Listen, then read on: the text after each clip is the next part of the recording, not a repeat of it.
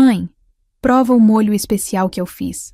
Essas foram as palavras que minha filha repetiu 5 vezes durante o jantar, com uma insistência que fez meu estômago se revirar, de um jeito que não tinha nada a ver com fome. E foi nesse momento que tomei a decisão mais importante da minha vida. Troquei meu prato com o do meu genro. Se você quer ouvir mais histórias como essa, se inscreva no canal e aproveite. Já me conte de onde você está ouvindo essa história nos comentários. Meu nome é Lúcia, tenho 58 anos e fazia 6 meses que eu mal falava com minha filha Isabela. Nosso relacionamento havia esfriado depois de algumas discussões sobre escolhas de vida dela. Nada muito grave, apenas aquelas divergências normais entre mãe e filha. Mas Isabela sempre foi orgulhosa demais para dar o braço a torcer, e eu, cansada de tentar, acabei me afastando. Por isso, quando recebi o telefonema dela numa terça-feira à tarde, fiquei genuinamente surpresa. Mãe, quanto tempo, não é? A voz dela soou estranhamente alegre. Estava pensando aqui. Faz tanto tempo que a gente não se vê. Que tal vir jantar aqui em casa na sexta? Vou fazer aquele seu prato favorito. Confesso que meu coração se encheu de esperança. Talvez minha filha finalmente tivesse amadurecido. Talvez estivesse sentindo minha falta tanto quanto eu sentia a dela. Aceitei o convite sem pensar 2 vezes. A sexta-feira chegou e me arrumei com cuidado, escolhendo um vestido bonito, mas discreto. Comprei uma garrafa de vinho e um buquê de flores para levar. Dirigi até o apartamento dela num bairro elegante da cidade, onde morava com o marido Eduardo há 3 anos. Eduardo sempre foi um rapaz educado comigo. Trabalhava como gerente em uma empresa de tecnologia e parecia tratar minha filha bem. Quando abriu a porta, me cumprimentou com um abraço caloroso. Dona Lúcia, que prazer recebê-la. Isabela está terminando de preparar o jantar. Entre, fique à vontade. A mesa estava posta com capricho.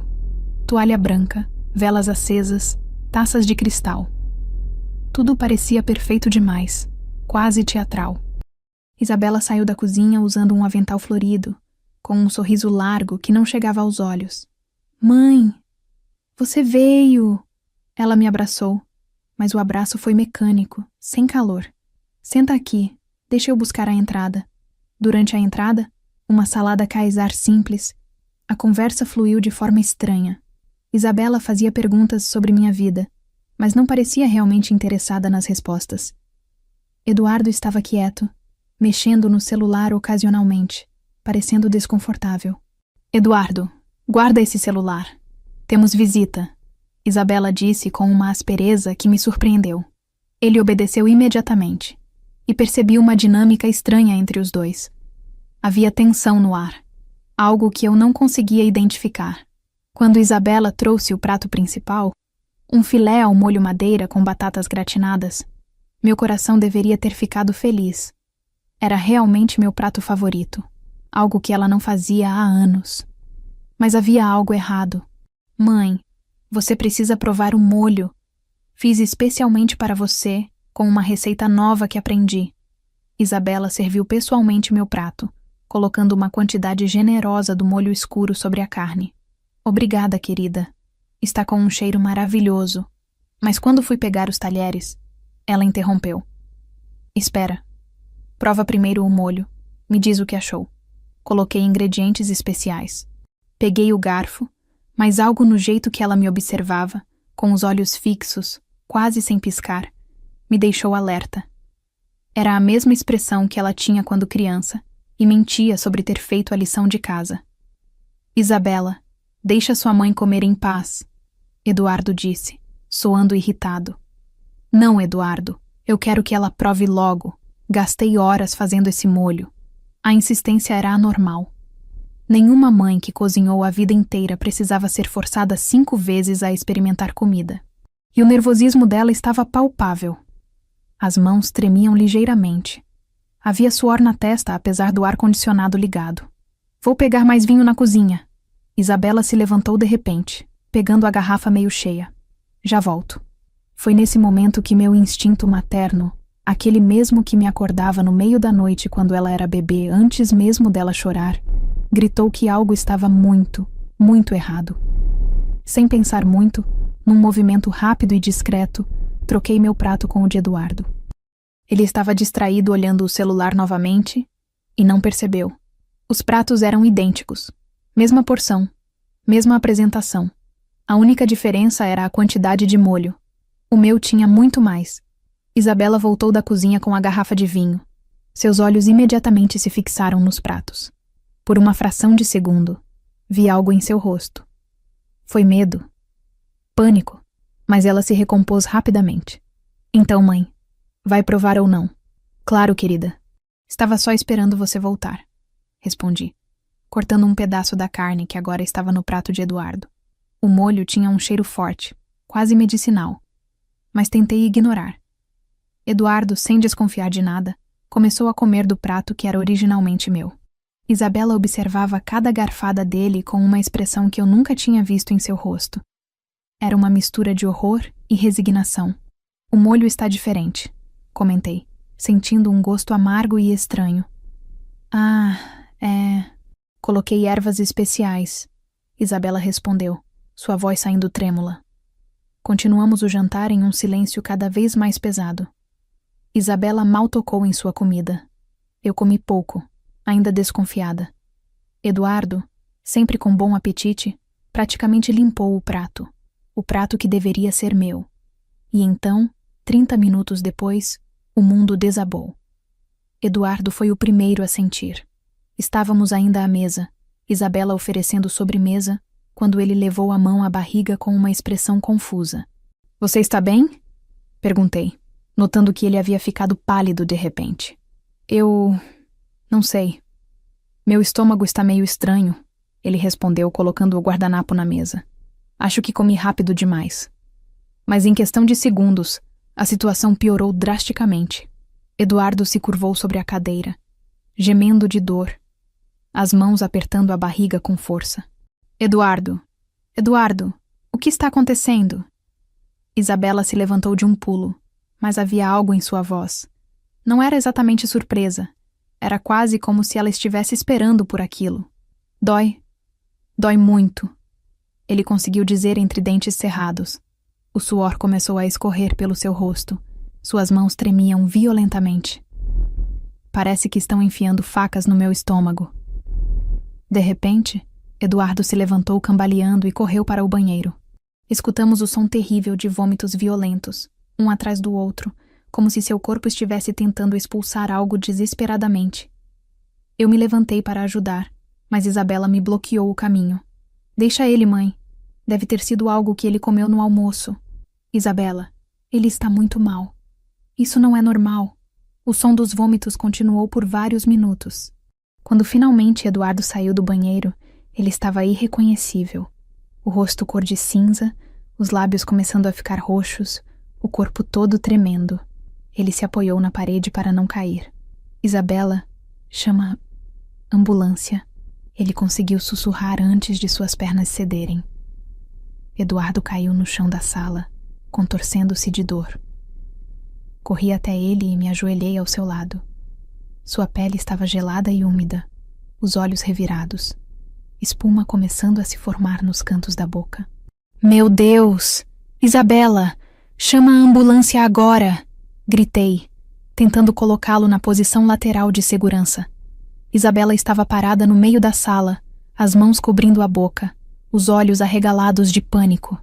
Mas não era o pânico normal de alguém vendo o marido passar mal, era o pânico de alguém que sabia exatamente o que estava acontecendo. Isabela, a ambulância! Gritei novamente. Ela finalmente reagiu, pegando o celular com as mãos tremendo tanto que quase derrubou o aparelho. Enquanto ela ligava, observei Eduardo piorar a cada segundo. Ele começou a ter convulsões, o corpo se debatendo no chão da sala. Alô? Preciso de uma ambulância urgente! Isabela gritou ao telefone, sua voz histérica. Meu marido está passando muito mal, ele está tendo convulsões. Por favor, venham rápido. Ela deu o endereço, respondeu às perguntas da operadora, mas eu não tirava os olhos dela. Algo estava completamente errado. Uma esposa realmente desesperada teria corrido para o lado do marido, tentado ajudar, mas Isabela se mantinha afastada, como se tivesse medo de se aproximar. A ambulância está a caminho, ela disse, ainda de pé no meio da sala, mantendo distância. Isabela, vem aqui me ajudar. Segura a cabeça dele para ele não se machucar. Eu não consigo, mãe. Eu não consigo ver ele assim. Eduardo vomitou novamente. Mas agora era diferente. Tinha sangue misturado. Meu coração disparou ao ver aquilo. O que quer que estivesse acontecendo com ele era gravíssimo. Eduardo, aguenta firme. A ajuda está vindo. Falei, segurando sua mão gelada. Olhei para Isabela novamente e vi lágrimas descendo pelo seu rosto, mas não eram lágrimas de desespero por ver o marido sofrendo. Eram lágrimas de culpa, medo. Eu não conseguia decifrar. Mas algo em meu peito começou a apertar com uma suspeita horrível. Os minutos até a chegada da ambulância pareceram horas. Eduardo entrava e saía de consciência. Seu corpo continuava se contorcendo de dor. Mais sangue saía de sua boca. Isabela permaneceu afastada o tempo todo, encostada na parede, soluçando e repetindo. Não era para ser assim, tão baixinho que mal dava para ouvir. Como assim não era para ser assim? Perguntei, minha voz saindo mais dura do que pretendia. Isabela, do que você está falando? Ela me olhou com os olhos arregalados, como se tivesse percebido que havia falado em voz alta. Nada, mãe. Eu só... estou em choque. A sirene da ambulância finalmente soou na rua. Os paramédicos invadiram o apartamento com macas e equipamentos. Um deles, um homem de uns 40 anos, imediatamente se ajoelhou ao lado de Eduardo e começou a avaliar os sinais vitais. Pressão muito baixa, pulso fraco e irregular. Ele disse para o colega. Prepara soro, possível intoxicação alimentar severa ou envenenamento. A palavra envenenamento ecoou na sala como um tiro. Vi Isabela ficar ainda mais pálida se fosse possível. Envenenamento? Repeti. Mas como? Senhora, o paciente ingeriu alguma substância química? Produto de limpeza? Medicamento em excesso? O paramédico perguntou enquanto colocava uma máscara de oxigênio em Eduardo. Não, ele só jantou. Ele só comeu o que estava na mesa. Isabela respondeu, sua voz falhando. Os paramédicos colocaram Eduardo na maca rapidamente, conectando equipamentos, aplicando medicações. Ele estava praticamente inconsciente agora, apenas gemendo baixinho de dor. Vamos levá-lo para o Hospital São Lucas. Alguém vem junto? Perguntou o paramédico. Eu vou, Isabela disse, pegando a bolsa com as mãos ainda tremendo. Eu também vou, afirmei, sem nem pensar em outra opção. No caminho até a ambulância, olhei para trás e vi a mesa de jantar ainda montada. Os pratos com restos de comida, o molho escuro escorrendo. E então me lembrei. Eu tinha trocado os pratos. Aquele prato que Eduardo comeu era originalmente o meu. O prato que Isabela tinha servido pessoalmente para mim. O prato que ela insistiu 5 vezes para eu provar o molho. Dentro da ambulância, enquanto os paramédicos lutavam para estabilizar Eduardo, observei minha filha sentada no canto, abraçada a si mesma, chorando silenciosamente. E pela primeira vez em minha vida, olhei para ela e senti medo. Medo de que minha própria filha tivesse tentado me matar. O Hospital São Lucas estava movimentado naquela noite de sexta-feira, mas a urgência do caso de Eduardo fez com que uma equipe inteira se mobilizasse imediatamente. Isabela e eu ficamos na sala de espera enquanto os médicos trabalhavam freneticamente para estabilizá-lo. Sentei-me numa cadeira de plástico desconfortável, observando minha filha andar de um lado para o outro, roendo as unhas, o rosto ainda pálido e coberto de lágrimas. Ela não conseguia ficar parada, não conseguia me olhar nos olhos. Isabela, senta aqui, falei, batendo na cadeira ao meu lado. Não consigo, mãe. Não consigo ficar parada. E se ele não sobreviver? Antes que eu pudesse responder, um médico alto de jaleco branco saiu das portas duplas da emergência. Sua expressão era grave, quase sombria. Familiares de Eduardo Mendes? Nós duas nos levantamos de imediato. Isabela correu até ele. Sou a esposa. Como ele está? Por favor, me diz que ele vai ficar bem. O médico, cujo crachá identificava como Dr. Campos, nos conduziu para uma sala mais reservada. Meu coração batia tão forte que eu podia ouvi-lo nos meus ouvidos. Senhoras, A situação é extremamente grave. Conseguimos estabilizar o paciente momentaneamente, mas ele está em estado crítico. Os exames iniciais revelaram algo muito preocupante. O que foi? O que está acontecendo com ele? Isabela perguntou, agarrando o braço do médico. Doutor. Campos respirou fundo antes de continuar.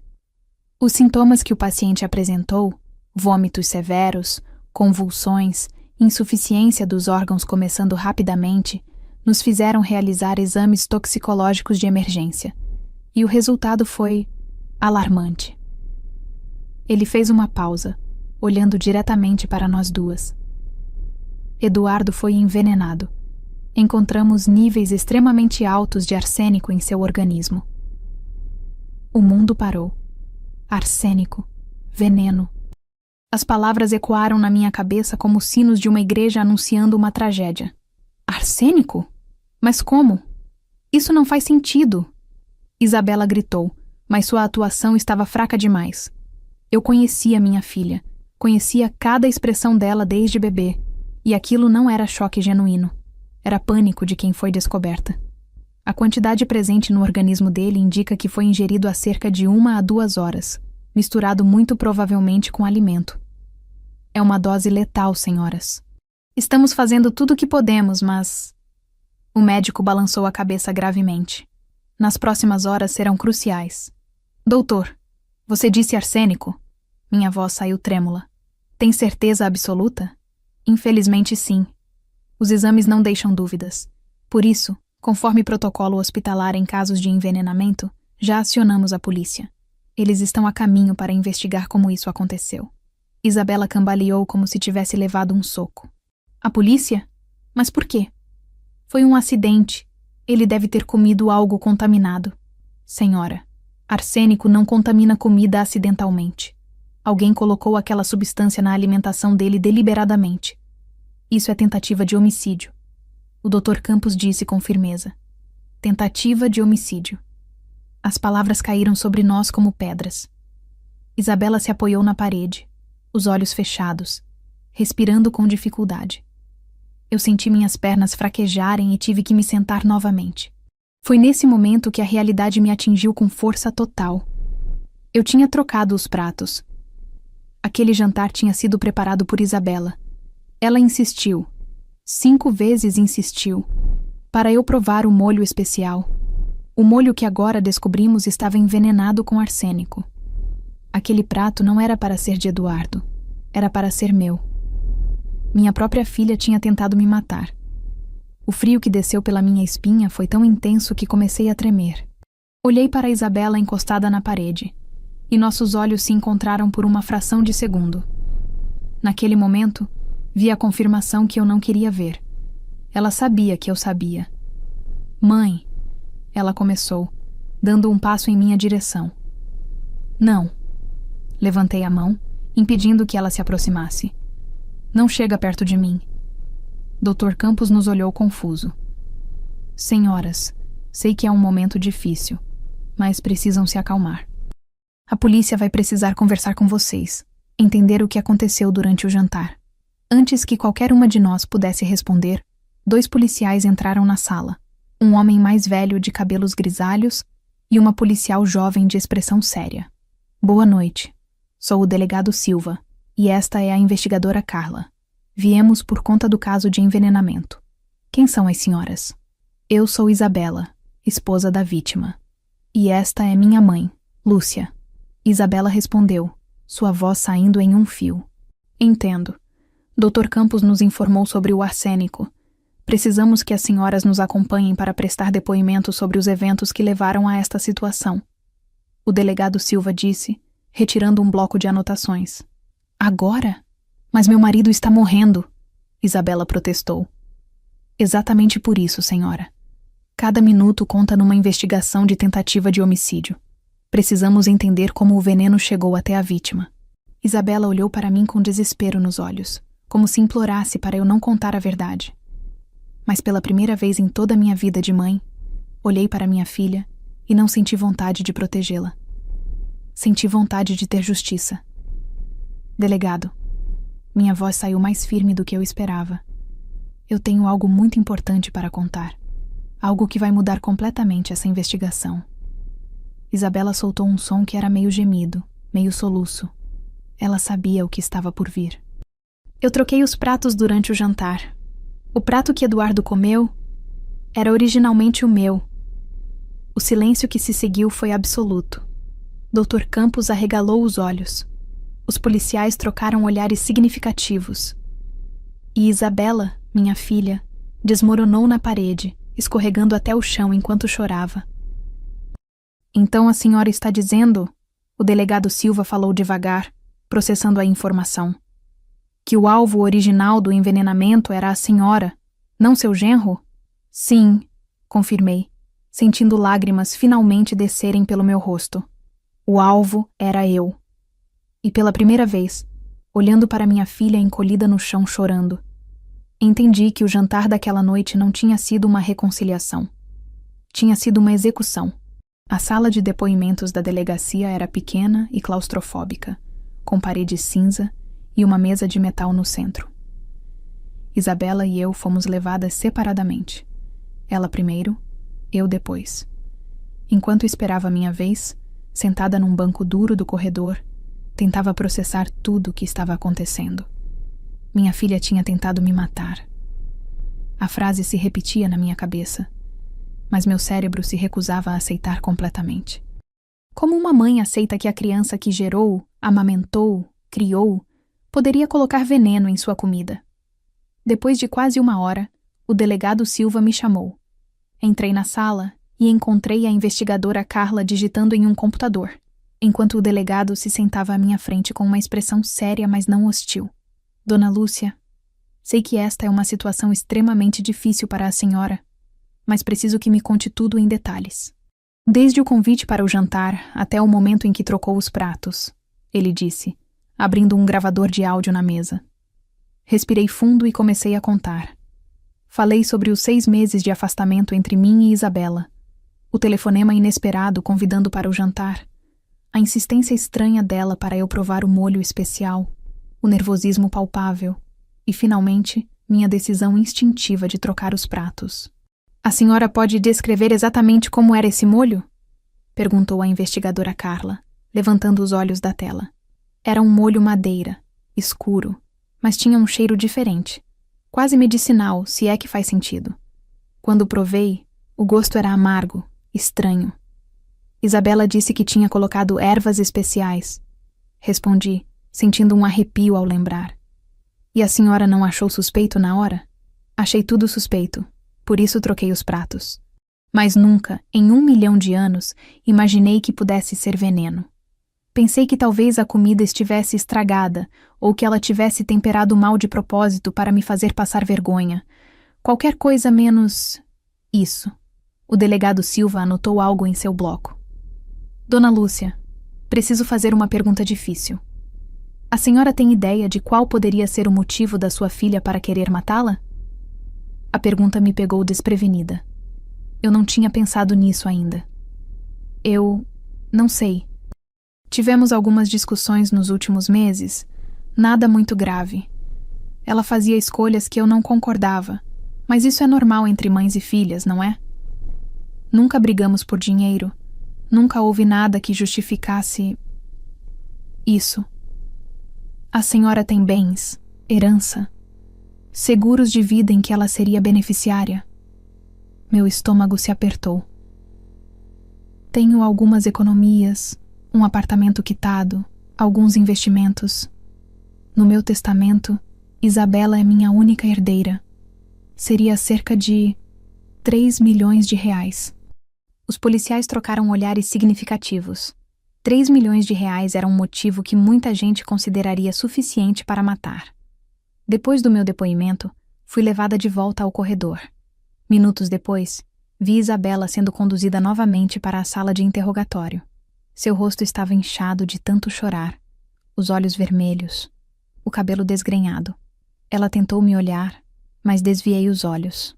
Através da porta que ficou entreaberta, consegui ouvir fragmentos do interrogatório dela. Senhora Isabela, a senhora preparou o jantar sozinha? A voz do delegado Silva ecoou.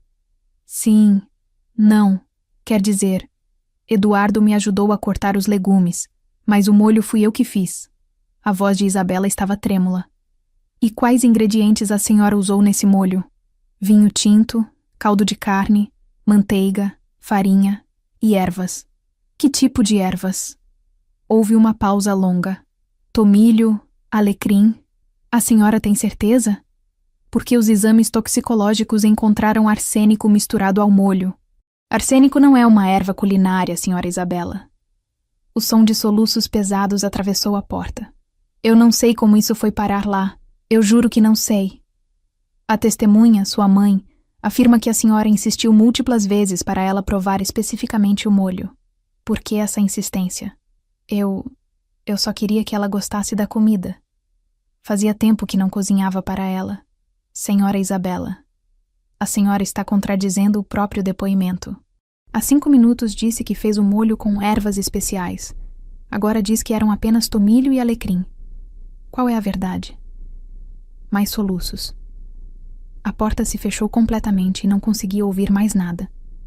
Enquanto isso, uma equipe de perícia havia sido enviada ao apartamento de Isabela para recolher evidências. 2 horas depois, os peritos chegaram à delegacia carregando sacos plásticos com amostras. Fui chamada novamente à sala onde o delegado Silva analisava os relatórios preliminares. Dona Lúcia, os peritos recolheram amostras de todos os pratos que estavam na mesa. Os resultados preliminares confirmam o que suspeitávamos. Ele pausou, me olhando com seriedade. Apenas um prato continha arsênico, aquele que estava originalmente posicionado no lugar onde a senhora se sentou. O prato do seu genro, o da sua filha, todos os outros estavam limpos. O veneno estava exclusivamente no prato destinado à senhora. Senti as lágrimas finalmente caírem. Não eram mais lágrimas de choque, mas de dor profunda. A confirmação científica do que meu coração já sabia era devastadora. Encontramos mais alguma coisa, continuou a investigadora Carla, abrindo um envelope. No lixo da cozinha, havia uma embalagem vazia de um produto para matar ratos. O principal componente é arsênico trióxido. E no celular da sua filha, que apreendemos com autorização judicial de emergência, encontramos histórico de pesquisas perturbadoras. Ela virou a tela do laptop para mim. Eram capturas de tela das buscas de Isabela. Arsênico detectável em autópsia. Quanto arsênico é letal. Arsênico tem gosto. Como disfarçar gosto de veneno em comida. As pesquisas datavam de 3 semanas atrás. Minha filha não tinha agido por impulso. Ela havia planejado meu assassinato por semanas. As investigações avançaram rapidamente nas horas seguintes. Enquanto Eduardo lutava pela vida na UTI do Hospital São Lucas, o delegado Silva e sua equipe mergulharam fundo na vida financeira de Isabela. O que descobriram foi ainda mais chocante do que o próprio envenenamento. Na manhã seguinte, fui chamada novamente à delegacia. Mal consegui dormir naquela noite, passando as horas num hotel próximo ao hospital, alternando entre visitar Eduardo inconsciente e tentar processar que minha única filha tinha tentado me assassinar. Dona Lúcia, descobrimos algumas coisas que a senhora precisa saber. O delegado Silva me recebeu com uma pasta grossa de documentos. Conseguimos autorização judicial para investigar a vida financeira da sua filha, e o quadro que encontramos é grave. Ele abriu a pasta e começou a mostrar extratos bancários, faturas de cartão de crédito, contratos. Meus olhos não conseguiam acreditar nos números que via. Isabela está endividada em quase R$500 mil, ele disse, apontando para os documentos. Cartões de crédito no limite máximo, empréstimos bancários atrasados, cheques sem fundo. Mas o pior não são as dívidas com bancos. A investigadora Carla assumiu a explicação. Encontramos mensagens no celular dela com pessoas que identificamos como agiotas. Ela deve R$200 mil para essas pessoas, com juros absurdos acumulando diariamente. Nas últimas semanas, as ameaças estavam ficando cada vez mais violentas. Ela me mostrou capturas de tela das conversas, mensagens dizendo: "Você tem até o fim do mês ou vai se arrepender. Sabemos onde você mora. Seu marido vai pagar se você não pagar." Meu coração apertou ao ler aquilo. Mas como ela chegou a esse ponto? Eduardo ganha bem. Eles sempre pareceram ter uma vida confortável. Minha voz falhou. Aparentemente, sua filha desenvolveu um vício em apostas online nos últimos 2 anos. Começou pequeno, mas foi escalando. Ela escondia isso de todos, incluindo o marido. Usava cartões de crédito no nome dela. Pegava empréstimos sem ele saber. Quando o banco parou de emprestar, ela recorreu a agiotas, explicou o delegado Silva. 2 anos? Repeti, tentando lembrar. Há 2 anos, Isabela começou a se afastar de mim, a ficar mais irritada, mais distante. Agora entendia o porquê. E tem mais, Dona Lúcia. Encontramos no computador dela pesquisas sobre seu testamento. Ela sabia que era sua única herdeira. Havia buscas sobre como acelerar processo de herança, quanto tempo leva inventário, e mais perturbador, herança se mãe morrer sem suspeita. As lágrimas que eu estava segurando finalmente caíram. Isabela não só tinha planejado me matar, ela havia pesquisado meticulosamente como lucrar com minha morte da forma mais rápida possível. Os agiotas deram um prazo final de 2 semanas. Segundo as conversas, se ela não pagasse até o fim deste mês, fariam uma visita à casa dela. Isso foi há 10 dias, continuou a investigadora. 3 milhões de reais da herança seria mais do que suficiente para pagar todas as dívidas e ainda sobrar. Então era isso. Minha vida valia 3 milhões de reais para minha filha. Ou melhor, minha morte valia isso. Naquele momento, uma enfermeira entrou apressada na delegacia. Dona Lúcia? O hospital ligou. Eduardo acordou do coma. Ele está perguntando por você. Corri para o hospital com os policiais me acompanhando. Eduardo estava pálido e fraco, com tubos ainda conectados ao corpo, mas consciente. Seus olhos se encheram de lágrimas quando me viu. Dona Lúcia, o que aconteceu? Os médicos disseram que fui envenenado. Sua voz estava rouca, quase inaudível. Segurei sua mão, sentindo o peso de ter que contar para ele que sua esposa havia tentado matá-lo, mesmo que acidentalmente. Eduardo, tem muita coisa que você precisa saber. A polícia está aqui. Eles vão te explicar tudo. O delegado Silva se aproximou da cama. Senhor Eduardo, sei que está se recuperando, mas preciso fazer algumas perguntas. São cruciais para a investigação. Eduardo assentiu fracamente. Durante a próxima meia hora, o delegado fez perguntas sobre o comportamento de Isabela nas últimas semanas, sobre finanças, sobre qualquer coisa incomum que ele tivesse notado. Ela estava diferente. Eduardo admitiu, a voz falhando. Nos últimos meses, ficou distante, nervosa, sempre mexendo no celular. Brigávamos mais. Ela dizia que era estresse do trabalho, mas eu sentia que tinha algo errado. Ela mencionou algo sobre dinheiro? Sobre precisar de valores altos? Perguntou a investigadora. Eduardo fechou os olhos, tentando lembrar. Então, de repente, eles se abriram. Sim, umas 2 semanas atrás, ela disse algo estranho. Estávamos deitados, quase dormindo, e ela disse: logo tudo vai se resolver. Vamos ter dinheiro suficiente para tudo. Eu perguntei o que ela quis dizer, e ela disse que era só um sonho, que estava falando dormindo. Mais alguma coisa? Insistiu o delegado. Ela perguntou sobre a mãe dela algumas vezes. Perguntou se eu sabia quanto Dona Lúcia tinha de patrimônio, se ela tinha testamento. Achei estranho na época, mas pensei que era só curiosidade. Eduardo parou, a realização batendo nele como um trem. Meu Deus! Ela ia matar a própria mãe pelo dinheiro? Não consegui responder. Apenas chorei. Eduardo olhou para mim, horror nos olhos. E eu comi do prato que era seu. Ela queria matar você, mas quase me matou. Por circunstâncias alheias à vontade dela, o crime não se consumou, disse o delegado Silva, sua voz grave. Mas a intenção, o planejamento, tudo está documentado. Isabela Mendes será formalmente acusada de tentativa de homicídio qualificado contra a própria mãe, com agravantes de premeditação e motivo torpe. 3 milhões de reais. Esse era o preço que minha filha tinha colocado na minha vida. E pensar que durante 28 anos eu teria dado minha vida por ela sem cobrar 1 centavo. 2 dias depois do jantar, retornei à delegacia. Eduardo estava se recuperando lentamente, Os médicos diziam que ele teria alta em 1 semana se continuasse progredindo bem. Mas eu não conseguia sentir alívio completo, não enquanto a verdade sobre minha filha permanecesse como uma ferida aberta no meu peito. O delegado Silva me informou que Isabela seria interrogada novamente naquela manhã, desta vez com todas as evidências reunidas. Dona Lúcia, a senhora tem direito de estar presente durante o interrogatório, se desejar. Como vítima do crime, pode fazer perguntas através de mim.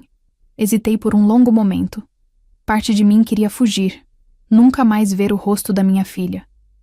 Mas outra parte, a parte que ainda era mãe apesar de tudo, precisava entender. Precisava ouvir dela o porquê. Eu quero estar lá, disse finalmente. Isabela foi trazida para a sala de interrogatório algemas nas mãos. Quando seus olhos encontraram os meus pela primeira vez desde a noite do jantar, ela começou a chorar imediatamente. Não eram lágrimas delicadas, eram soluços profundos, desesperados, de alguém que sabia que não havia mais saída. Mãe, ela tentou falar, mas sua voz morreu na garganta. Eu não respondi. Apenas me sentei na cadeira ao lado do delegado, mantendo meu rosto o mais neutro possível, mesmo com o coração despedaçado. Senhora Isabela? O delegado Silva começou, abrindo a pasta de evidências. Temos aqui provas irrefutáveis do seu crime. Histórico de pesquisas sobre veneno no seu celular, compra online de raticida, contendo arsênico rastreada até seu cartão de crédito. Perícia que confirma que apenas o prato da sua mãe continha o veneno, e testemunho da própria vítima sobre sua insistência anormal. Isabela olhava para a mesa, incapaz de erguer os olhos. Além disso, temos evidências do seu motivo. Dívidas de R$500 mil com agiotas, ameaças de morte se não pagasse, e pesquisas sobre a herança da sua mãe totalizando R$3 milhões. O quadro não poderia ser mais claro. Cada palavra era como uma martelada no caixão do relacionamento que eu achava que tínhamos. Isabela continuava chorando, os ombros tremendo. Diante de todas essas evidências, a senhora mantém sua versão de que não sabe como o arsênico foi parar no molho? Silêncio. Apenas o som dos soluços dela preenchendo a sala. Foi então que não consegui mais me conter. Levantei-me da cadeira, minhas próprias lágrimas finalmente caindo. Isabela, olha para mim. Ela ergueu o rosto lentamente, os olhos vermelhos e inchados encontrando os meus. Como? Minha voz saiu em um grito rouco. Como você conseguiu? Eu te carreguei no meu ventre por 9 meses. Passei noites em claro quando você estava doente. Trabalhei em 2 empregos para te dar uma vida melhor. Abri mão de tudo por você. E você? Você colocou veneno na minha comida. Mãe, Ela tentou falar, mas eu não deixei. Você me convidou para jantar. Me fez acreditar que estava tentando se reconciliar comigo. Serviu aquele prato com suas próprias mãos, olhando nos meus olhos, insistindo para eu comer. Você sabia que estava me matando. Eu não queria. Ela finalmente gritou de volta, se levantando também. Você acha que eu queria fazer isso? Você acha que foi fácil? Então por que fez? Gritei, batendo as mãos na mesa. Por dinheiro? Por R$3 milhões? Esse é o preço que você colocou na vida da sua mãe? Isabela desmoronou de volta na cadeira, enterrando o rosto nas mãos. Por um longo momento, apenas chorou. Então, em uma voz quase inaudível, começou a falar. Eu não tive escolha, mãe. Os agiotas iam me matar. Eles disseram que iam fazer Eduardo assistir antes de matar ele também. Eu estava desesperada. Não conseguia ver outra saída. Você poderia ter vindo falar comigo, gritei. Você poderia ter pedido ajuda. E ouvir você dizer eu avisei? Ouvir seus sermões sobre como eu era irresponsável? Você sempre me julgou, sempre achou que suas escolhas eram melhores que as minhas.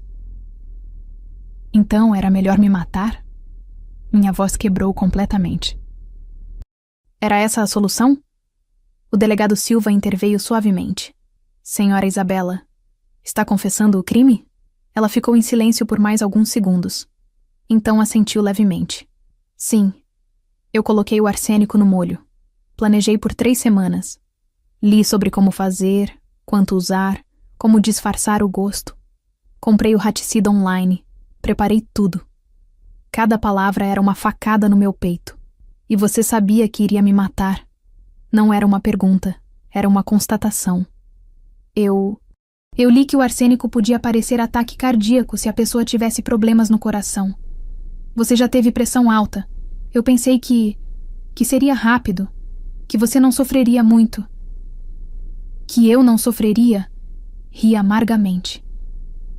Isabela, você viu o que aconteceu com Eduardo? Ele quase morreu em agonia. Era isso que você queria para mim? Não era para ser assim, ela gritou novamente. Você trocou os pratos? Não era para ser o Eduardo, era para ser você. E era para parecer natural, não para ser descoberto. O silêncio que seguiu foi absoluto. Até o delegado e a investigadora ficaram chocados com a frieza da declaração. Então o seu único arrependimento, falei devagar, é ter sido descoberta? Isabela me olhou. E por um momento, vi algo que nunca tinha visto antes nos olhos da minha filha. Vazio completo. Eu achei que você não faria falta, mãe. A gente mal se falava mesmo. Eduardo ficaria triste por alguns meses, mas superaria. E eu teria dinheiro para recomeçar. Eu não faria falta. Repeti, as palavras saindo como cinzas da minha boca. 58 anos de vida. E tudo que eu valho para você é: não faria falta. Sentei-me novamente, sentindo como se tivesse envelhecido décadas naqueles poucos minutos. Olhei para a jovem algema sentada à minha frente. Uma estranha com o rosto da minha filha. Isabela Mendes, o delegado Silva disse formalmente. Pela sua confissão, você está formalmente acusada de tentativa de homicídio qualificado contra Lúcia Ferreira Santos, sua mãe, com agravantes de premeditação, motivo torpe e utilização de veneno. Você será encaminhada ao sistema prisional para aguardar julgamento. Isabela não reagiu. Apenas continuou chorando baixinho. Levantei-me para sair. Na porta, virei-me uma última vez. Eu teria te dado o dinheiro, Isabela. Se você tivesse vindo falar comigo, explicado a situação, eu teria te ajudado. Não pelos 3 milhões, mas pelo que você precisasse. Porque eu te amava. Eu sempre te amei. Mãe, ela soluçou. Mas agora... Minha voz saiu firme apesar das lágrimas. Eu não tenho mais uma filha. E saí daquela sala, deixando para trás não apenas Isabela, mas também 28 anos de maternidade que descobri terem sido baseados em uma ilusão. A prisão formal de Isabela aconteceu na manhã seguinte ao interrogatório.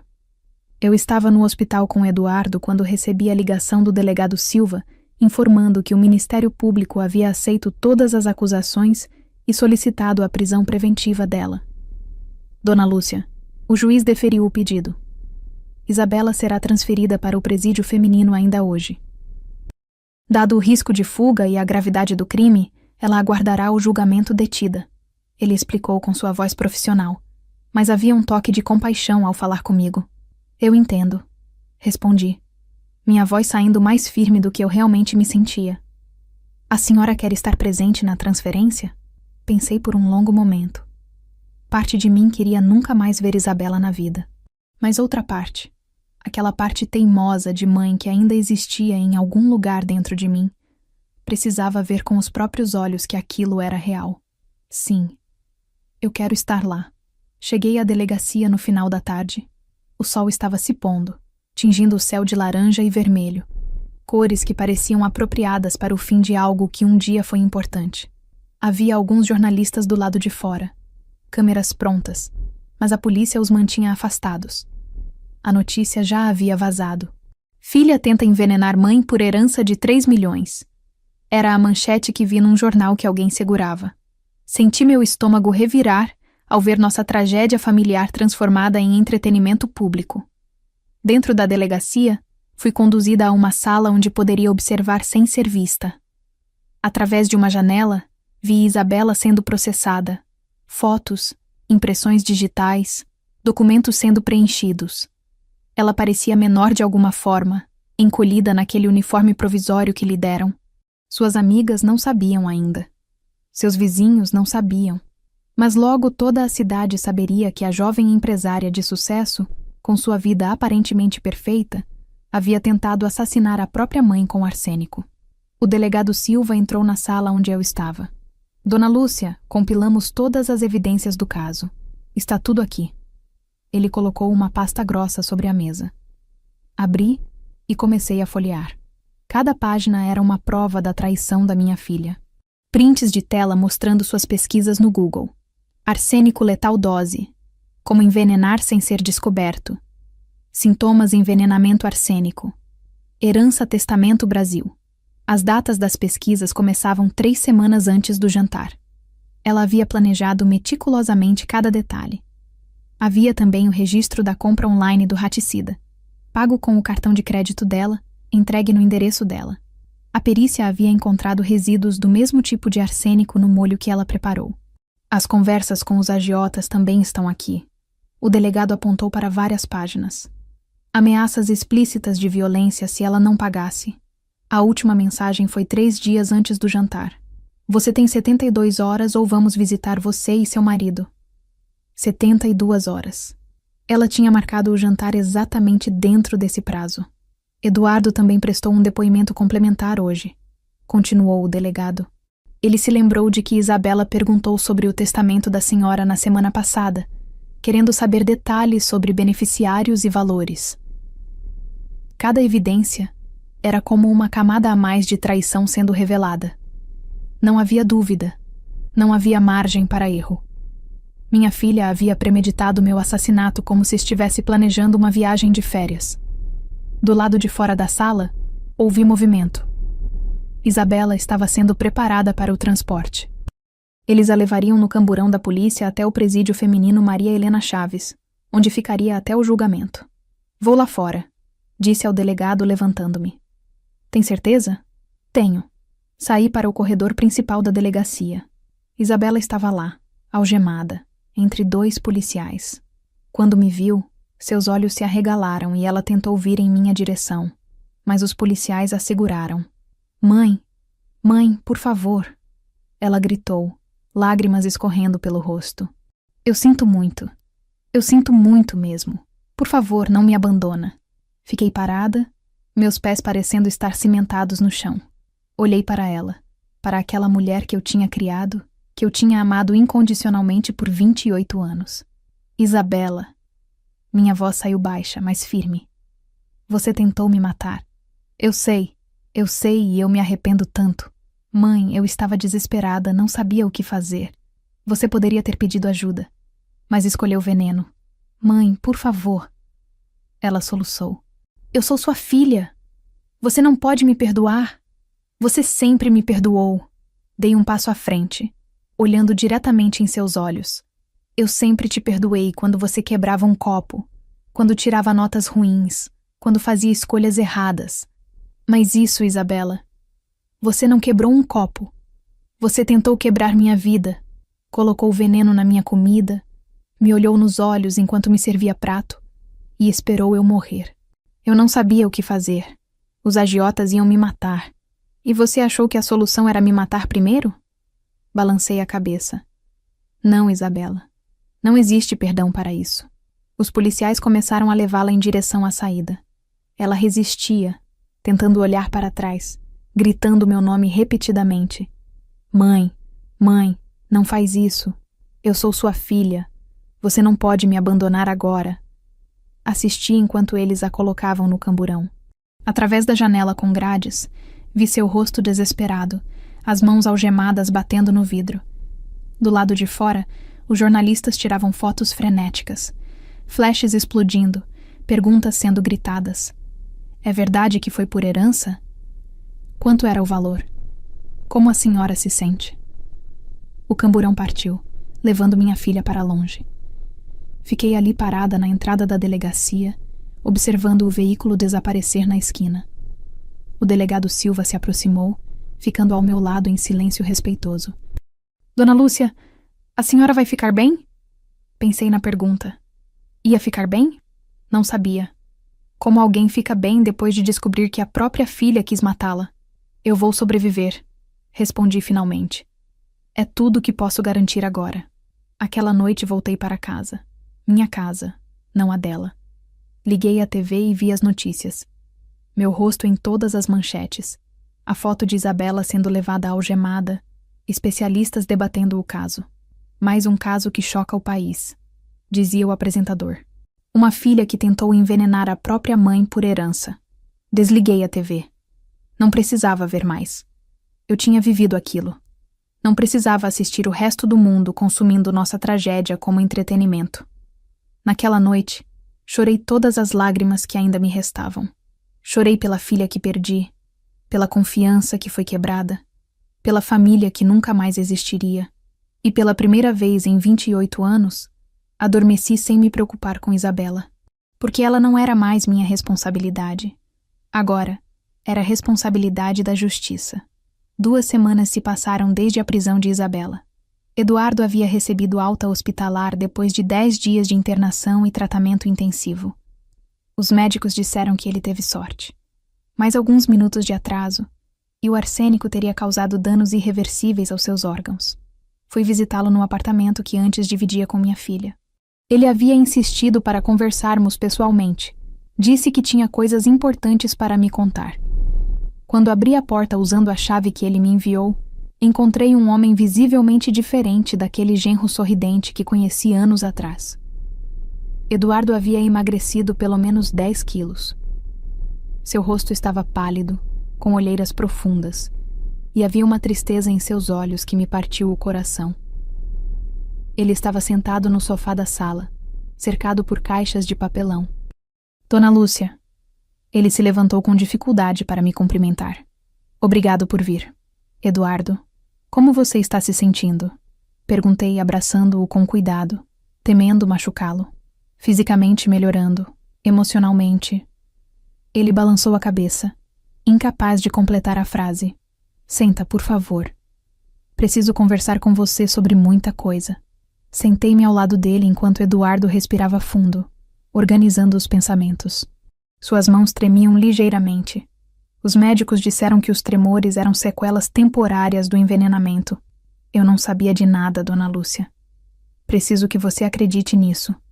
Ele começou, sua voz embargada. Se eu soubesse que Isabela estava planejando fazer aquilo com você, eu teria a impedido de qualquer jeito. Eu nunca... Eu sei, Eduardo. Eu sei que você não tinha nada a ver com isso. Respondi, colocando minha mão sobre a dele.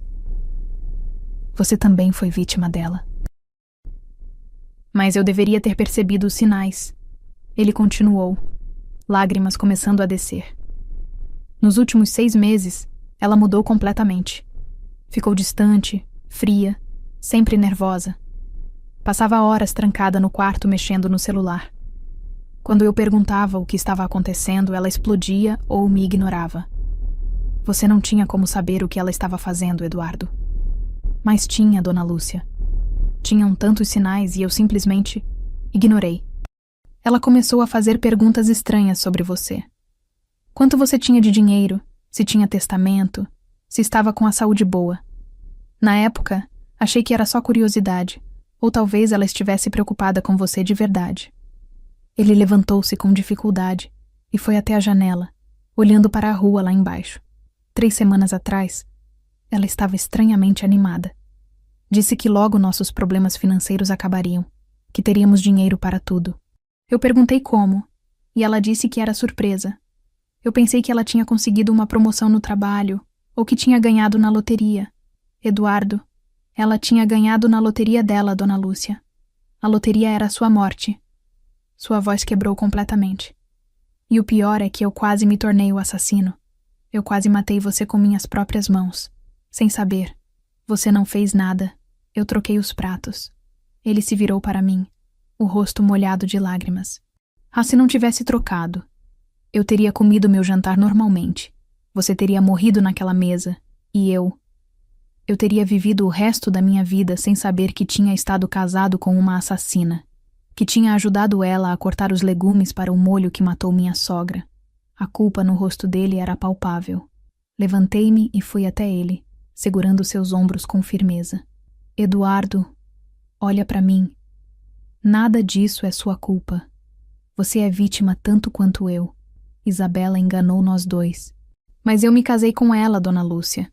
Prometi amar e proteger aquela mulher. e descobri que ela é capaz de matar a própria mãe por dinheiro. O que isso diz sobre mim? Como eu não vi quem ela realmente era? Porque ela não era assim quando vocês se casaram, respondi. As dívidas, o desespero, a ganância, isso a transformou em alguém que nem eu, que a criei, reconheço mais. Eduardo voltou para o sofá, enterrando o rosto nas mãos. Eu a amava, sabe? Mesmo com todos os problemas dos últimos meses, eu ainda a amava. Quando ela foi presa, meu primeiro instinto foi querer ajudá-la, contratar o melhor advogado, fazer o que fosse necessário. E agora? Agora eu não sinto mais nada. É como se aquela mulher que eu amava tivesse morrido, e no lugar dela só restasse uma estranha com o rosto dela. Ele olhou para as caixas ao redor. Estou embalando as coisas dela. Vou mandar tudo para um depósito. Já falei com um advogado. Vou entrar com pedido de divórcio ainda esta semana. Eduardo, se você precisa de tempo para pensar, não preciso de tempo, Dona Lúcia. Ela tentou matar você. A mulher que me criou quando meus pais faleceram, que me tratou como filho desde que começamos a namorar. E por quê?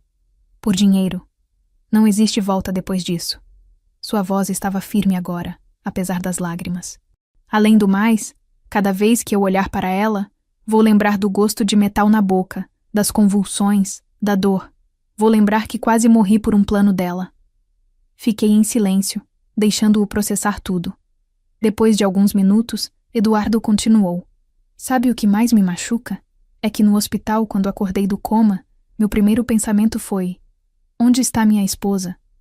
Eu queria que ela estivesse lá, segurando minha mão. Mas ela não estava. Ela estava sendo presa por tentar matar minha sogra. Minha família. Você ainda tem família, Eduardo, disse suavemente. Você ainda me tem. Ele me olhou com surpresa. Depois de tudo isso? Depois de eu ter sido casado com a mulher que tentou matá-la? Você não escolheu se casar com uma assassina. Você escolheu se casar com a mulher que você achava que ela era. E você tem sido nada além de gentil e respeitoso comigo todos esses anos. Isso não muda porque Isabela revelou ser um monstro. Eduardo me abraçou, chorando no meu ombro como uma criança. E naquele momento, senti que apesar de ter perdido uma filha, talvez tivesse ganho um filho de verdade. Obrigado, Dona Lúcia. Obrigado por não me odiar. Eduardo, eu nunca poderia te odiar. Você também é vítima dela. Nós dois fomos traídos pela mesma pessoa. Passamos a tarde conversando, relembrando momentos em que Isabela demonstrou sinais de mudança que ambos ignoramos. Era doloroso, mas necessário, como espremer veneno de uma ferida antes que ela infeccione completamente. Quando saí do apartamento já era noite. Eduardo estava visivelmente mais leve, como se dividir aquela dor com alguém tivesse aliviado parte do peso. Na porta, ele me disse: Dona Lúcia, quando isso tudo passar, quando o julgamento acabar e eu conseguir seguir em frente, a senhora ainda vai fazer parte da minha vida? Sempre, Eduardo. Sempre. 6 meses se passaram desde a noite do jantar. 6 meses de pesadelos, terapia, tentativas de reconstruir uma vida que havia sido despedaçada. E, finalmente, o dia do julgamento chegou. O tribunal do júri estava lotado. Jornalistas ocupavam metade das cadeiras, câmeras apontadas para todos os lados. O caso havia ganhado notoriedade nacional. A filha do veneno, como a mídia havia apelidado Isabela, era assunto em todos os programas de televisão. Cheguei ao tribunal acompanhada de Eduardo, que fez questão de estar ao meu lado. Ele se recuperara completamente do envenenamento, mas as cicatrizes emocionais permaneciam. O divórcio havia sido finalizado há 2 meses. Isabela assinou os papéis da prisão sem resistência. Dona Lúcia, vai ficar tudo bem. A justiça será feita. Eduardo segurou minha mão enquanto entrávamos no tribunal. Quando me sentei no banco reservado às vítimas, procurei não olhar para o lado onde Isabela estava sentada entre seus advogados. Mas a curiosidade foi mais forte. Virei o rosto e a vi pela primeira vez desde aquele dia na delegacia. Ela estava irreconhecível. O cabelo que antes era bem cuidado agora estava preso num rabo de cavalo simples. Seu rosto estava mais fino, marcado pela prisão. Usava um terno discreto que seus advogados provavelmente forneceram para causar boa impressão ao júri. Quando nossos olhos se encontraram, Ela rapidamente desviou o olhar. O juiz entrou e a sessão começou. O promotor, Dr. Fernando Campos, um homem de meia idade com reputação de ser implacável em casos de crimes familiares, fez sua abertura. Senhores jurados, o caso que temos aqui hoje é de uma crueldade que desafia a compreensão humana. Uma filha que premeditou, planejou e executou uma tentativa de assassinato contra a própria mãe. Não foi um crime passional, não foi um momento de raiva. Foi calculado, frio e motivado pela ganância mais vil, dinheiro. Ele começou a apresentar as evidências meticulosamente. Cada print de tela das pesquisas de Isabela foi projetado numa tela enorme para que todos vissem. Arsênico dose letal. Como envenenar sem ser descoberto. Sintomas de envenenamento. Essas pesquisas foram feitas 3 semanas antes do jantar. 3 semanas. A acusada teve 21 dias para reconsiderar, para procurar ajuda, para fazer a coisa certa. Mas ela não fez. Ela comprou o veneno, planejou o jantar, preparou o molho envenenado e serviu com as próprias mãos para sua mãe. Depois foi a vez da defesa. Dr. Marcelo Ribeiro, um advogado jovem mais experiente, tentou construir um argumento de atenuantes. Senhores jurados, não estou aqui para dizer que minha cliente é inocente. Ela cometeu um erro gravíssimo, um crime hediondo. Mas preciso que entendam o contexto. Isabela estava sofrendo de transtorno psicológico grave causado por dívidas com agiotas que ameaçavam matar ela e seu marido. Ela entrou em pânico, em desespero total. Ele apresentou laudos psicológicos feitos na prisão que diagnosticavam Isabela com depressão severa e transtorno de ansiedade generalizada. Minha cliente não estava em seu juízo perfeito. Foi um momento de loucura temporária causado por pressão externa extrema. Ela precisa de tratamento, não de uma sentença draconiana. Mas o promotor contra-argumentou implacavelmente. Loucura temporária por 3 semanas? Transtorno que permitiu que ela pesquisasse metodicamente, comprasse online, planejasse um jantar, cozinhasse, servisse e esperasse? Não, senhores jurados. Isso não é loucura. Isso é premeditação. Então chegou minha vez de testemunhar. Quando meu nome foi chamado, senti minhas pernas tremerem. Eduardo me deu um aperto encorajador na mão antes de eu me levantar. Caminhei até o banco das testemunhas, fiz o juramento e me sentei. Pela primeira vez, fiquei de frente para Isabela. Ela estava chorando silenciosamente, os olhos baixos. O promotor se aproximou gentilmente. Dona Lúcia, sei que isso é extremamente difícil para a senhora, mas preciso que conte ao júri sobre seu relacionamento com sua filha e os eventos daquela noite. Respirei fundo. Isabela era minha única filha. A criei sozinha depois que o pai dela nos abandonou. Trabalhei em 2 empregos para dar a ela tudo que eu não tive: educação, conforto, amor. Ela era minha vida inteira. As lágrimas começaram a cair, mas continuei. Nos últimos meses antes do jantar, nos afastamos. Pequenas discussões, nada grave. Quando ela me ligou convidando para jantar, fiquei feliz. Pensei que finalmente nos reconciliaríamos. E o que aconteceu durante o jantar? Ela estava estranha, nervosa. Insistiu 5 vezes para eu provar o molho especial que havia feito. A insistência era tão anormal que meu instinto me alertou que algo estava errado. Quando ela foi à cozinha, troquei meu prato com o do Eduardo. Por que a senhora fez isso? Porque uma mãe conhece sua filha. E naquele momento, olhando nos olhos dela, vi algo que nunca tinha visto antes. Algo que me assustou. Não imaginei que fosse veneno. Mas sabia que algo estava errado. O promotor me mostrou fotos do molho, do raticida, das mensagens. Cada imagem era uma facada no coração. Dona Lúcia, quando soube que sua filha havia tentado envenená-la, o que sentiu? As palavras saíram em soluços. Senti que morri naquele dia. A Lúcia que existia antes, a mãe orgulhosa, a mulher que acreditava no amor incondicional. Ela morreu, e o que sobrou foi apenas dor. A senhora confia que sua filha se arrependeu genuinamente? Olhei diretamente para Isabela. Ela finalmente levantou os olhos para mim, o rosto molhado de lágrimas. Eu acho que ela se arrepende de ter sido pega, não de ter tentado me matar. A sala ficou em silêncio absoluto. Até os jornalistas pararam de escrever.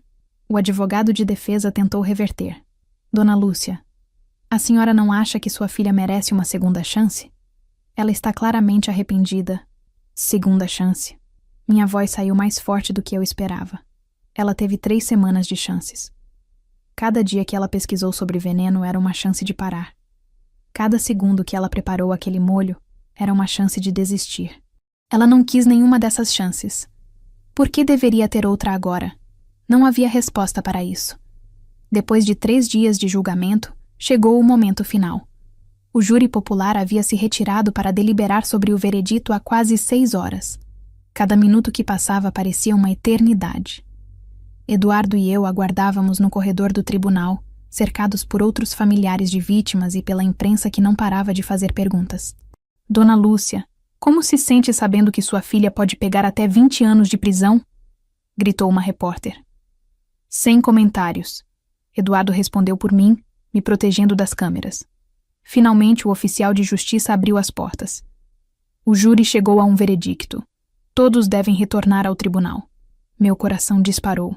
Era a hora. Depois de meses de investigação, interrogatórios, laudos, perícias e testemunhos, finalmente saberia qual seria o destino de Isabela. Voltamos para nossos lugares na sala do tribunal. Isabela foi trazida e sentada entre seus advogados. Seu rosto estava pálido, os olhos vermelhos de tanto chorar. Ela olhava fixamente para as mãos algemadas no colo. O júri entrou em fila indiana e tomou seus assentos. 7 pessoas comuns, um aposentado, 2 donas de casa, um comerciante, uma professora, um contador e um mecânico, que tinham em suas mãos o poder de decidir o futuro da minha filha. O tribunal está em sessão, anunciou o juiz batendo o martelo. Senhor presidente do júri, o conselho chegou a um veredicto? Um homem de cabelos grisalhos, o aposentado que havia sido eleito presidente, se levantou com um papel nas mãos. Sim, excelência. Então façam a leitura. O silêncio na sala era absoluto. Até os jornalistas pararam de escrever. Todas as atenções voltadas para aquele homem com o papel que determinaria o destino de Isabela. Com relação à acusação de tentativa de homicídio qualificado contra Lúcia Ferreira Santos, por unanimidade, o júri decidiu. Culpada. Isabela soltou um gemido e desabou sobre a mesa, chorando convulsivamente. Seus advogados tentaram acalmá-la, mas ela estava inconsolável. Eu não senti nada naquele momento. Nem alívio, nem satisfação, nem tristeza. Apenas um vazio imenso onde antes havia uma filha. O juiz continuou. Tendo o júri decidido pela culpabilidade da ré, passamos agora à dosimetria da pena. A acusação pede o máximo possível dado os agravantes. O promotor se levantou. Excelência, temos aqui um crime hediondo com múltiplos agravantes. Premeditação extensiva de 3 semanas, motivo torpe comprovado pela ganância financeira, utilização de veneno que é meio cruel, e o mais grave de todos, crime contra ascendente, contra a própria mãe. A sociedade precisa ver que este tipo de crime não será tolerado. Pedimos 25 anos de reclusão. A defesa argumentou. Excelência, minha cliente é ré primária, tem bons antecedentes, estava sob pressão psicológica extrema devido às ameaças de morte. Pedimos que sejam consideradas as atenuantes e que a pena seja reduzida ao mínimo possível. O juiz folheou os documentos em silêncio por vários minutos que pareceram horas. Finalmente ele começou a falar.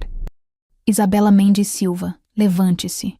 Isabela se levantou com dificuldade, apoiada por seus advogados, as pernas tremendo tanto que mal conseguia ficar de pé. Eu também me levantei, segurando a mão de Eduardo com força. Este tribunal analisou cuidadosamente todas as evidências apresentadas. O crime de tentativa de homicídio qualificado contra ascendente, com uso de veneno e motivação torpe, é de uma gravidade extrema que choca a consciência de qualquer pessoa civilizada. O juiz pausou, olhando diretamente para Isabela. A senhora premeditou por 3 semanas o assassinato de sua própria mãe. Pesquisou métodos, comprou veneno, planejou cada detalhe. Convidou-a para um jantar sob falso pretexto de reconciliação e serviu-lhe comida envenenada olhando em seus olhos. Isso demonstra uma frieza e crueldade que não podem ser relevadas. Isabela chorava tanto que seu corpo inteiro tremia. Os laudos psicológicos apresentados pela defesa, embora reconheçam transtornos emocionais, não comprovam incapacidade de compreensão dos atos. A senhora sabia perfeitamente o que estava fazendo. As ameaças dos agiotas, embora graves, não justificam ou atenuam a decisão de matar a própria mãe. O juiz pausou novamente, ajustando os óculos. Quanto à dosimetria, o crime de tentativa de homicídio qualificado tem pena base de 12 a 30 anos. Considerando os agravantes de premeditação, motivo torpe, uso de veneno e crime contra ascendente, fixo a pena base em 24 anos de reclusão. Um murmúrio percorreu a sala. Isabela quase desabou, mas os advogados asseguraram. Sendo a ré primária e tendo confessado o crime, aplico uma redução de 1/3, resultando em 16 anos de reclusão. No entanto, dado que o crime não se consumou por circunstâncias alheias à vontade da ré, especificamente pela troca de pratos feita pela vítima, e sendo tentativa, aplico nova redução de 2/3 sobre os 16 anos. Ele fez os cálculos rapidamente. A pena final fica estabelecida em 18 anos de reclusão em regime fechado inicial. 18 anos. Isabela tinha 32 anos. Quando saísse da prisão, se comportasse bem e ganhasse redução de pena, teria 50 anos. Além disso, o juiz continuou. Determino que a ré pague indenização por danos morais à vítima no valor de R$500 mil e ao senhor Eduardo Mendes, que foi envenenado embora não fosse o alvo, no valor de R$300 mil. Isabela finalmente desabou completamente, caindo de joelhos no chão do tribunal, gritando: "Não, não, não", repetidamente. Os oficiais de justiça tiveram que levantá-la fisicamente. Isabela Mendes Silva. A senhora foi condenada a 18 anos de reclusão por tentativa de homicídio qualificado. Será encaminhada imediatamente ao presídio para início do cumprimento da pena. Tem direito a recurso no prazo legal. Está encerrada esta sessão. A batida do martelo ecoou pela sala como um tiro final. Eduardo me abraçou enquanto eu finalmente desmoronava. Não eram lágrimas de alegria pela condenação. Eram lágrimas de luto. Luto pela filha que eu perdi, pela família que nunca mais existiria, pelo amor de mãe que foi traído da pior forma possível. Isabela foi levada pelos oficiais, ainda gritando, ainda chorando. Na porta do tribunal, ela se virou uma última vez. Mãe, me perdoa. Por favor." Mas eu não respondi. Apenas observei enquanto levavam embora a mulher que um dia foi minha filha. 18 anos. Ela tiraria 18 anos por tentar me matar por R$3 milhões. Justiça foi feita. Mas meu coração continuava despedaçado mesmo assim. 1 ano se passou desde o julgamento. O tempo não cura todas as feridas, mas ensina a conviver com as cicatrizes. Isabela teve sua apelação negada pelo Tribunal de Justiça. As provas eram irrefutáveis demais para qualquer reversão. 18 anos em regime fechado, com possibilidade de progressão após cumprir 2/3 da pena, se demonstrasse bom comportamento. Eu decidi não apelar da indenização que recebi. O dinheiro, quase R$1 milhão no total, somando danos morais meus e de Eduardo, queimava em minhas mãos como se ainda tivesse o gosto metálico do arsênico. Mas em vez de guardá-lo ou gastá-lo em luxos vazios, transformei-o em propósito. Comprei um terreno numa área tranquila da cidade e comecei a construir o Instituto Esperança Viva, um centro de apoio a vítimas de violência familiar, especialmente aquelas traídas por laços de sangue que deveriam proteger. O Instituto oferece terapia gratuita, apoio jurídico, abrigo temporário e programas de reinserção profissional. A abertura foi simples, mas emocionante. Eduardo esteve ao meu lado, agora como diretor administrativo do projeto. Ele havia se recuperado completamente fisicamente e encontrado na causa um novo sentido para sua vida. "Dona Lúcia, isso é maior que nós dois", ele disse no dia da inauguração, cortando a fita simbólica comigo. Cerca de 20 mulheres compareceram à primeira sessão de grupo. Histórias parecidas com a minha. Filhos que roubavam, filhas que manipulavam, netos que agrediam. Sentadas em círculo, compartilhando dores que ninguém mais entendia. Eu pensava que era a única mãe capaz de amar um monstro, disse uma senhora de 70 anos. Até ouvir sua história na TV. O instituto cresceu rápido. Doações começaram a chegar, voluntários se ofereceram, parcerias com psicólogos e advogados se formaram. Usei parte da minha fortuna pessoal, aquela mesma que quase custou minha vida, para sustentá-lo. 3 milhões de reais agora serviam para salvar vidas, não para tirá-las.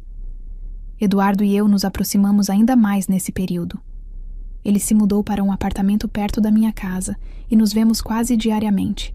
Jantares simples, conversas longas sobre o futuro. Você é como um filho para mim agora, eu disse uma noite, enquanto lavávamos a louça juntos. Ele sorriu pela primeira vez em meses, sem tristeza nos olhos. E você é a mãe que eu sempre quis ter de verdade. Ele começou a namorar novamente. Uma mulher gentil chamada Mariana, que conheceu voluntariando no instituto. Eu a aprovo completamente. Ela o faz rir. O faz se sentir leve. Obrigado por me dar uma segunda chance na família. Ele me disse no Natal, quando nos reunimos pela primeira vez sem Isabela. Mas uma decisão ainda me pesava. Durante meses, debati internamente se deveria visitar Isabela na prisão.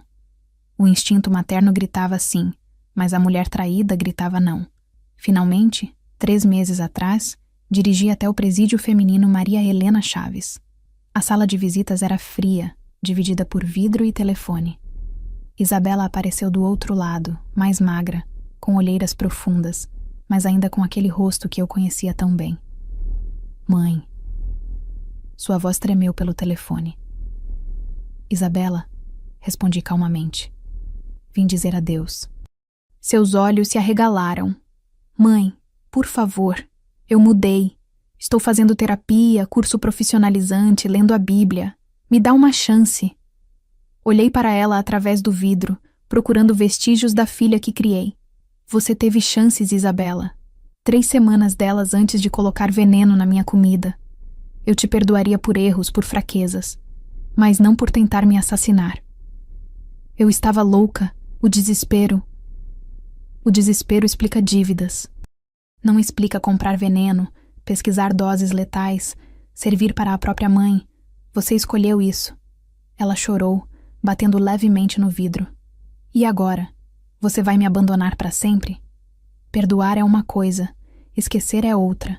Eu te perdoo pelo seu bem, para não carregar ódio. Mas não posso mais ser sua mãe. Não depois daquilo. Desliguei o telefone e me levantei. Ela gritou meu nome uma última vez, mas não olhei para trás. Dirigi para casa com lágrimas nos olhos, mas também com uma leveza nova no peito. O ciclo estava fechado. Hoje, o Instituto Esperança Viva atende mais de 100 famílias por mês. Eduardo e Mariana estão noivos. Eu acordo todos os dias com propósito, ajudando mulheres que, como eu, descobriram que o amor familiar tem limites. Aprendi da pior forma possível que o amor de mãe é poderoso, mas não infinito. Ele resiste a erros, a decepções, a distâncias. Mas não resiste a veneno. E agora, livre dessa corrente que me prendia ao passado, finalmente posso viver. Não pela Isabela que traiu, mas pela Lúcia que sobreviveu.